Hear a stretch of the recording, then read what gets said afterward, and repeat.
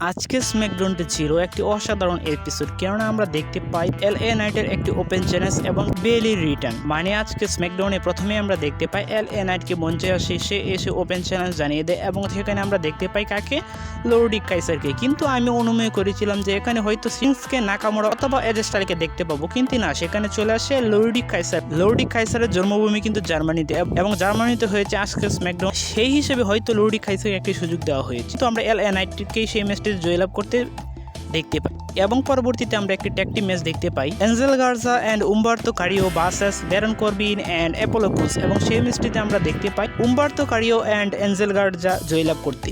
এবং পরবর্তীতে আমরা একটি বিগ ম্যাচ দেখতে পাই, আন্দ্রাডে ভার্সেস কার্মেলো হেস, এবং সেই ম্যাচটিতে আজকে আমরা কার্মেলো হেসকে জয়লাভ করতে দেখতে পাই।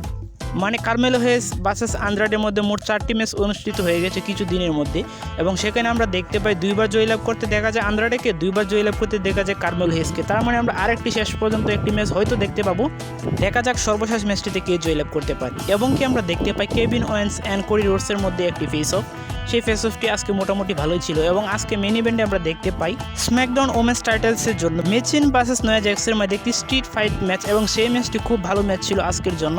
এবং সেখানে কি আমরা দেখতে পাই তাদের মধ্যে ম্যাচ চলাকালীন দুজনে অনেক আঘাত পেয়ে যায়, এবং সেই মুহূর্তে আমরা দেখতে পাই টিভিন স্টেশনকে তার মানি ইন দ্য ব্যাংকটি নিয়ে দৌড়ে আসতেই সে এসে মেশিনকে ইচ্ছে মতো পেটাতে শুরু করে।